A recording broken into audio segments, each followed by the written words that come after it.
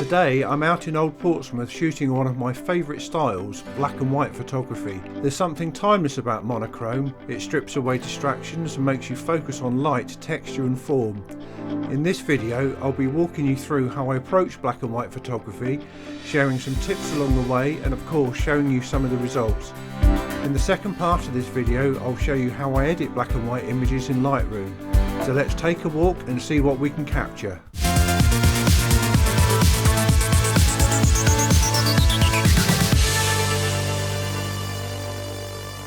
So I've come down to historic Old Portsmouth. This is a place I come down to quite a lot.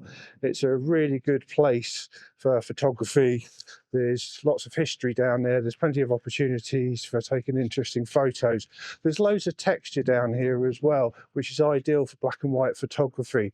There's the brickwork, you've got the Spinnaker Tower behind me, you've got statues. There's a Sallyport gate here, which gives some excellent contrast.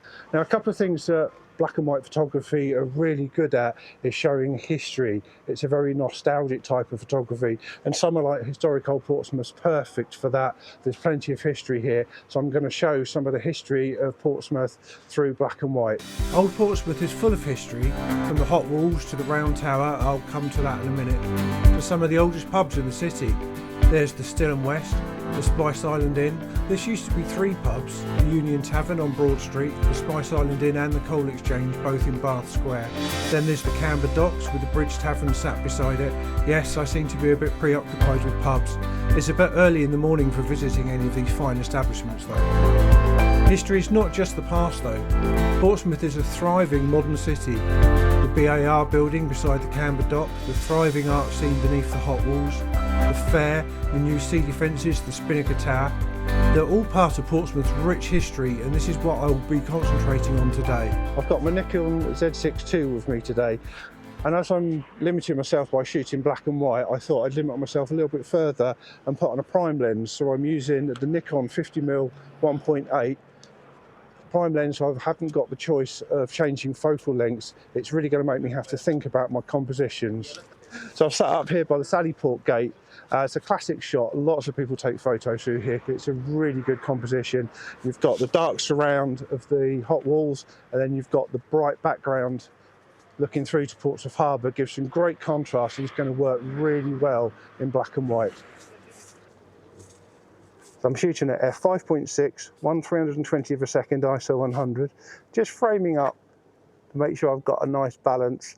There's some people just in the way, which is really good because it gives a bit of a subject and a little bit of depth to this image. Now, there's several schools of thought when shooting black and white photography on a modern camera. If you want to do it the old school, you just leave the camera in the standard profile and you have to think about what the composition is going to look like in black and white. I like using modern technology, so I'm going to cheat. So what I'm actually going to do is I'm going to put my camera into a black and white picture profile. So I go into the menu, go to the shooting menu, set picture control, and I'm going to go down to monochrome. What this will do is will give me a black and white image on the back rear display and in the EVF, so I can see exactly what the image is going to look like in post.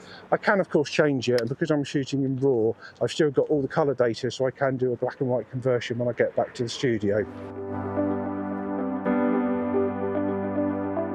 In front of the Sallyport, we've got the statue here. I'm going to use that as a little bit of foreground interest, shooting that with the Sallyport behind with a bit of contrast. There's lots of texture in the bronze. You have the bright background and the texture of the brickwork behind.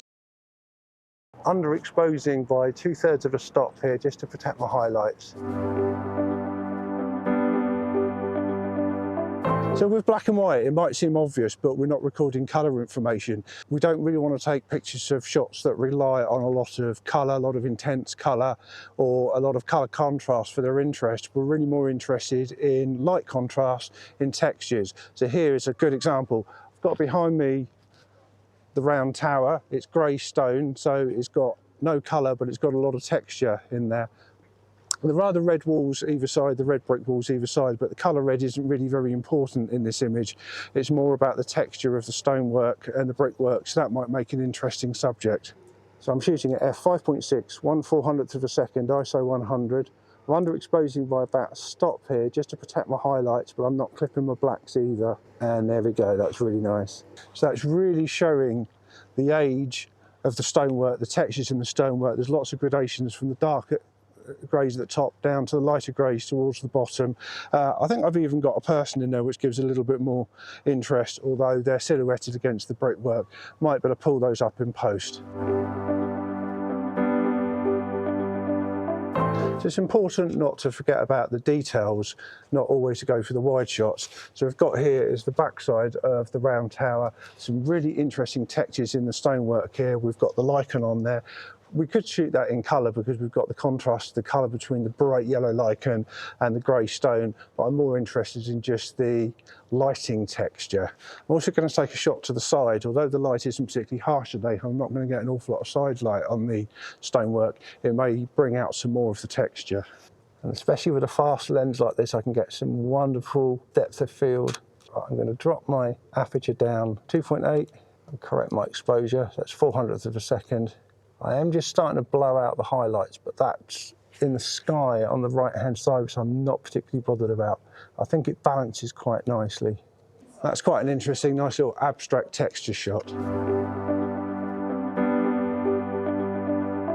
It's always good when you find little hidden gems in and around a city. This is one of these places I only found recently, but I have shot this quite a few times before.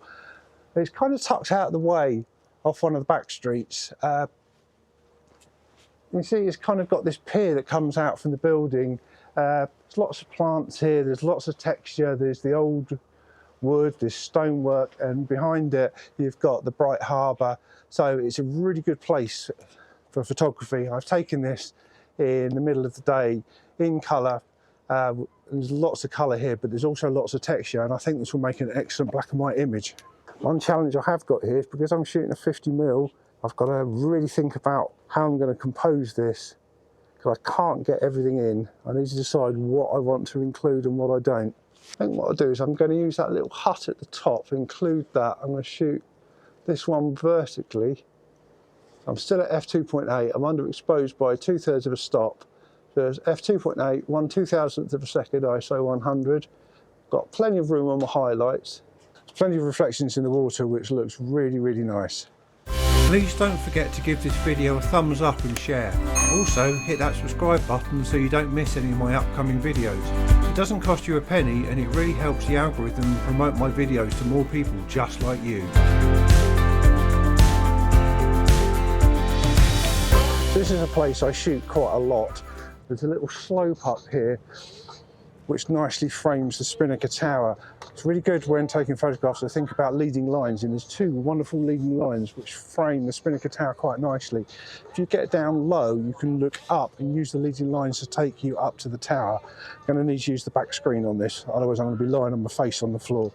So for this shot, I'm actually overexposing by about a stop. So I'm shooting f2.8, 2500th of a second, ISO 100. That's really quite hard on this camera because the screen only flips one way, so it's difficult to actually frame up correctly. I think that will look okay. So I don't know whether you can see from here, I'm going to be using this railing as a leading line leading up to the Spinnaker Tower. I'm at f2.8, so the railing is really being thrown out of focus. I'm focusing on the Spinnaker Tower, trying to get my camera level. I centre the tower up and make sure it's nice and vertical. There we go.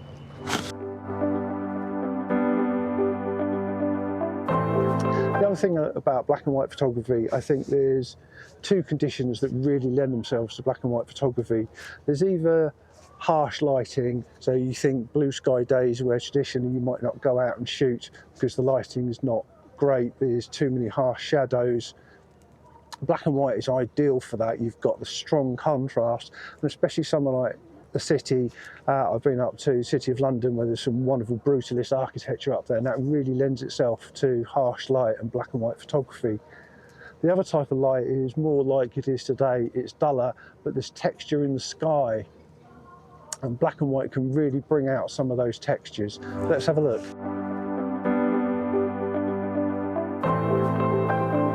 I don't think there's anywhere in Old Portsmouth that's quite as good for getting those gritty industrial kind of scenes that lend themselves so much to black and white. It's down here at the Camber Docks. So behind you can see you've got all the boats. There's lots of texture there. We've got the rigging on the boats. We've got old ropes. There's old tyres.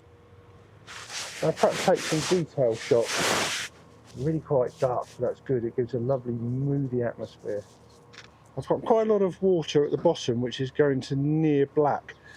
It's good to use negative space. It's kind of highlighting the top, well, 2/3 of the image, maybe top 3/4 of the image, which is the boat, and I've just got all the blackness at the bottom. Something else that's really important compositionally when shooting black and white is the use of negative space, letting part of the photo go either to pure black or to near pure white. I wouldn't necessarily always completely blow out the highlights. If you're printing that, it's not going to look good when you've just got plain paper, nothing there. Keep it to maybe 95% pure white, and it looks really good where you've got a subject surrounded by nothingness, either pure white or pure black. In true British style, it's gone from cloudy and overcast and drizzling to really warm, really sunny, really harsh light. So I thought now might be a good idea to take something a little bit more abstract, a little bit more minimalist. So I'm going to be looking out into the Solent, probably picking out that red buoy out there. Just going to take a picture of that with just the sea and the sky. So there's going to be lots of empty space there, very, very minimalist. F8, 640th of a second, very minimalist. I'm going to use this little yacht that's just come in as well. I'm going to put the horizon on my centre line. So I've got half an image of sky, half an image of sea, very, very minimalist. And that would probably look even better if I took that as a long exposure. If I had my ND filters with me today, which I can't do because this lens, I haven't got an adapter ring that will fit this lens, but put an ND filter on there, do it as a long exposure, maybe a couple of seconds, you could smooth out the water, smooth out the clouds in the sky and get a really minimalist shot, which works really well in black and white. I'm sure this is going to work really well anyway. If I drop the clarity, drop the texture and just pull out just the boat and the buoy, that will probably look really good.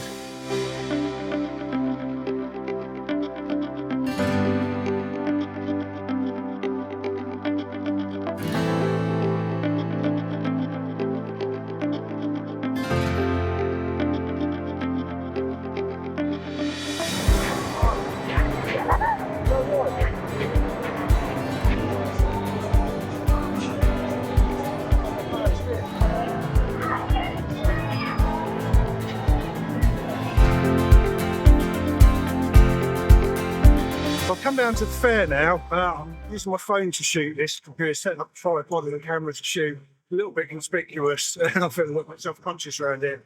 But the fair's a really good place for black and white photography. There's lots of textures, there's lots of lights. Night time would probably be better because you catch some lighting as well.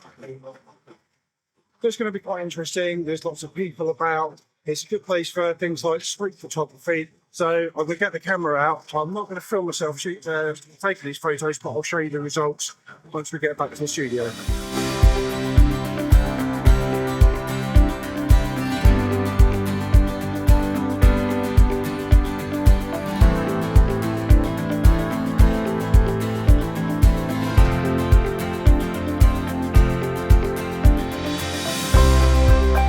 So I've come out the fair itself. I'm on to the Esplanade now. I'm going to take a picture of one of what I think is Southsea's most iconic landmarks, which is this tower here for the Fontaine, the Clarence Parade Tower.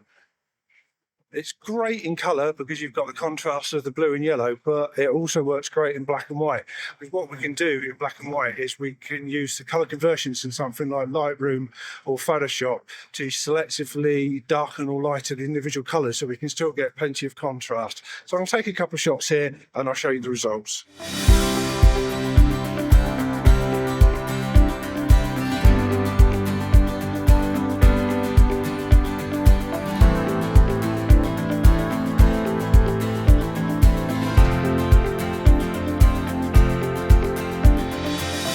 Black and white's great to look at a more gritty or industrial subject. A good example here is the sea defence work here we've got down on Southsea Esplanade. What I'm going to do, I'm There's just a little gap in the fence here. You can probably just see over there's a little a gap in the fence which I can just about point my camera through. I've got framing of the metalwork, the metal fence on the side, looking down to all the textures and all the industrial kind of look we've got here. So let's have a go. As I said, I'm just getting the framing of, I think it's actually the building on my right hand side, which is quite nice. I'm at a really shallow depth of field. I'm at f1.8, 8,000th per second, ISO 100, focusing to near infinity. It is really quite dark. I've got stark contrast between the sky, the bright sky, and the dark tarmac in the foreground, which makes quite a good juxtaposition between the light and dark. Well, I've had a really good morning this morning around Old Portsmouth and Clarence Pier. I hope you've enjoyed it too. If you'd like this video, please like and share, and do me a favour, hit that subscribe button so you don't miss any of my upcoming content. It doesn't cost you anything, but it really helps the algorithm promote my videos to other people, and it helps me make more videos like this.